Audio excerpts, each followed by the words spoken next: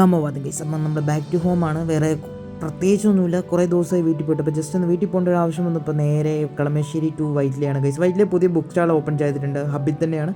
പോകുന്നവരെല്ലാം പോയി മേടിക്കുക. ഓൾമോസ്റ്റ് എല്ലാ ബുക്കും ഉണ്ട്. ഞാൻ നോക്കി നിന്നില്ല, കാരണം ബസ് ലേറ്റ് ആകും. പറഞ്ഞ പോലെ തന്നെ ബസ് ലേറ്റായി. അങ്ങനെ ഞാൻ വേറെ ബസ് കയറി നേരെ ഇനി വീട്ടിലേക്കാണ് ഗൈസ്. അപ്പോൾ ഓൾമോസ്റ്റ് ഇവിടെ 4 മണിക്കൂർ ട്രാവലുണ്ട്. ഇതിൽ തന്നെ കുത്തിയിരിക്കണം. അപ്പം നമുക്ക് വേറെ ബസ് കിട്ടാത്തതുകൊണ്ട് 2 ബസ് മാറിക്കാം. നല്ല മഴയും കാര്യങ്ങളും ഉണ്ടായിരുന്നു. എൻ്റെ ഒരു ബുക്ക് ഉണ്ടായിരുന്നത് വായിക്കാൻ തുടങ്ങി. കുറച്ച് നേരം അതും വായിച്ചുകൊണ്ടിരുന്നു. ജസ്റ്റ് ഒന്ന് പിന്നെ കിടന്നുറങ്ങിയപ്പോൾ വേറെ ബസ് കയറേണ്ട സമയമായിട്ടുണ്ടായിരുന്നു. അങ്ങനെ വേറെ ബസ് പോയി മാറി കയറി ഓൾമോസ്റ്റ് നമ്മുടെ ഹോം ടൗണിലെത്തി. 4 മണിക്കൂർ കഴിഞ്ഞ് പിള്ളേർ വന്നിട്ടുണ്ടായിരുന്നു, കാരണം എൻ്റെ നല്ല ലഗേജും കാര്യങ്ങളൊക്കെ ഉണ്ടായിരുന്നു.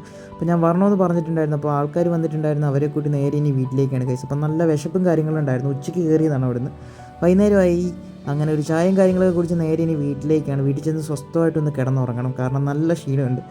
4 മണിക്കൂർ ആ ബസ്സിൽ തന്നെ ഇരുന്ന് ഊപ്പാട് ഇളകിയിട്ടുണ്ട്. അപ്പം നേരെ ഇനി വീട്ടിലേക്കാണ്. ഓൾമോസ്റ്റ് ലേറ്റ് ആയിട്ടുണ്ട്.